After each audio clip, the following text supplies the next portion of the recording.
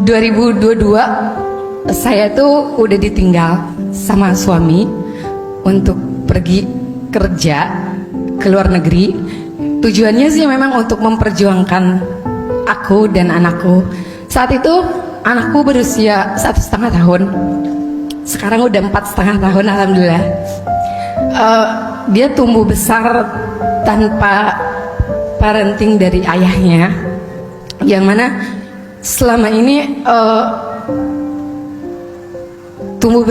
dia tumbuh besar bersama saya. Alhamdulillah selama beliau di sana, saya sangat menjaga baik marwah suami saya, Pak Ustadz, sampai detik ini. Begitupun saya jaga dengan baik anak saya. Awalnya berjalan begitu mudah, nggak pernah ada masalah di antara kami. Tapi lambat laun konflik tuh datang ke kami. Sebenarnya banyak faktor, dari berselisih paham dengan suami, dengan mertua. Tapi sayangnya suami saya nggak pernah ada di pihak saya. Suami saya nggak kasar, Ustadz. Dia juga nggak KDRT sama saya. Cuman selama rumah tangga banyaknya konflik yang datang, saya selalu dapat silent treatment dari dia. Yang mana saat itu saya mikir saya hanya bisa menyampingkan perasaan saya, karena menurut saya rumah tangga kan nggak hanya soal perasaan ya, sangat kompleks banget. Sampai pada akhirnya saya sudah hampir 1 tahun ini lost contact dengan beliau.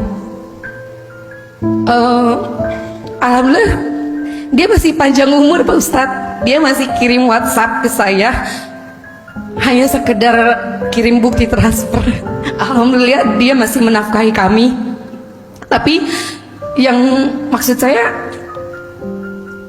kayaknya rumah tangga tuh kan gak cuma soal nafkah ya, Pak Ustadz.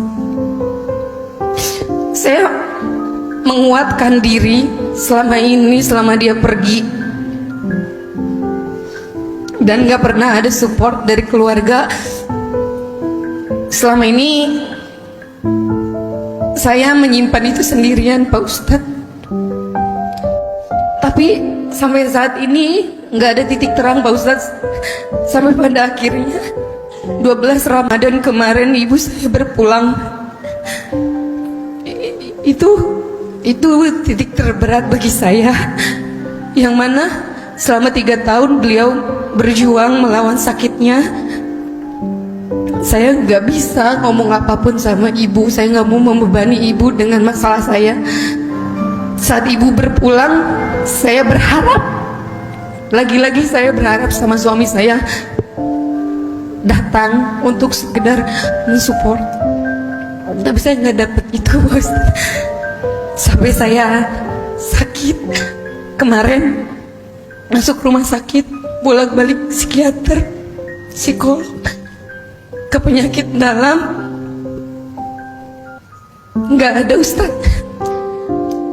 Yang bikin saya sakit hati saat anak saya bawa keluar, lihat orang lain lagi main sama papahnya tuh, dia suka ngeliatin, Pak Ustadz. Terus yang bikin saya sakit hati, dia selalu minta digendong sama ayahnya temennya, yang mana mungkin saat ini dia masih butuh gitu. Saya sudah meminta maaf berulang kali, meminta untuk dia bisa berkomunikasi dengan kami. Saya juga sudah berintrospeksi diri tentunya, tapi tidak ada hasilnya, Ustadz, ikhtiar saya. Jadi Ustadz, dengan banyaknya luka yang menurut saya alami saat ini, apakah saya masih pantas untuk memperjuangkan rumah tangga dengan alasan demi anak dan keutuhan rumah tangga saya kembali?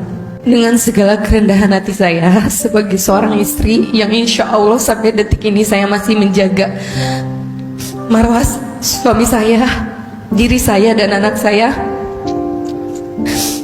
Jika memang menurutnya saya sangat-sangat bersalah dan berdosa sebagai seorang istri selama ini, saya memohon ampun, saya meminta maaf. Saya hanya ingin dia bisa membuka komunikasi, paling tidak untuk anaknya, karena sekarang dia udah banyak pertanyaan Ustadz, dan saya udah kehabisan alasan buat dia. Kok papi nggak telepon, kok papi nggak ucapin birthday sama kakak, kok papi nggak kasih hadiah buat kakak, dan masih banyak lagi gitu. Jadi aku mohon, mungkin terlepas dari ketidakharmonisan keluarga kami, baik saya dengan mertua, saya hanya ingin anak saya tidak mendapatkan hal yang buruk.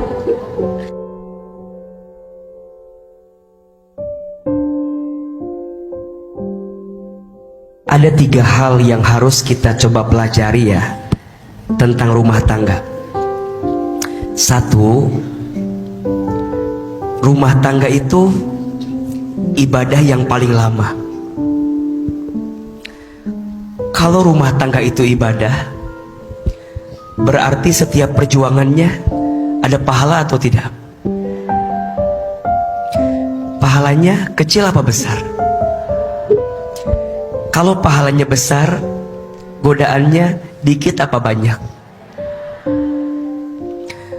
Maka izin ya, perjuangkan rumah tangga sampai di titik mana kita bisa bertahan dengan segala kebaikan. Berpisah, bercerai harus jadi opsi yang terakhir, sangat terakhir, setelah semua tidak bisa diperbaiki lagi. Bercerai itu boleh walaupun dibenci oleh Allah. Dan ingat, ketika kita memilih untuk bersama berjuang mempertahankan rumah tangga, bukan karena semata-mata aku mencintaimu, kamu mencintaiku, tapi betul tadi bahwa ada seseorang yang Allah titipkan kepada kita. Siapa? Anak. Walaupun ahilman tidak membenarkan juga seseorang bertahan karena anak, bukan itu. Bertahannya bukan karena anak, tapi bertahannya memang kita sepakat untuk memperbaiki hubungan di antara kita. Kekurangan ada, kehilapan ada, kesalahan pasti ada, tapi fokusnya perbaikan. Aku tidak menikahimu karena masa lalumu, tapi aku menikahimu karena masa depan bersamamu. Engkau mau menjadi pribadi yang makin baik ke depan. Ingat, kenapa istri harus bahagia? Karena anak tidak akan mungkin bahagia kalau ibunya tidak bahagia. Maka ibu, istri harus bahagia. Suami juga sama, harus mulia. Karena suami tidak akan mungkin mendapatkan kemuliaan jadi seorang ayah kalau istrinya tidak pandai memuliakan suaminya. Kalau niatnya ibadah, kita akan menemukan jawaban. Semua perjuangan rumah tangga kita pasti ada pahalanya. Teteh lagi diuji rumah tangga. Suami masih sayang rasanya sama teteh. Beliau masih ngasih nafkah. Tapi mungkin yang Aa pahami, ada luka yang tidak bisa diceritakan oleh beliau. Ada perasaan mungkin yang tidak bisa diungkapkan. Ada kekosongan di hati. Apalagi mohon maaf, jaraknya berjauhan. Yang dekat aja.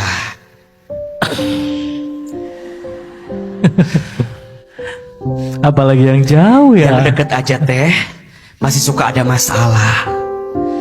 Kadang sering salah paham. Mungkin juga yang jauh begitu. Jadi kalau AA boleh memberi nasihat, semoga ada rezekinya, semoga ada izinnya. Kalau suami bekerja di luar negeri, mungkin cari tahu di mana lokasinya. Kalau ada kesempatan,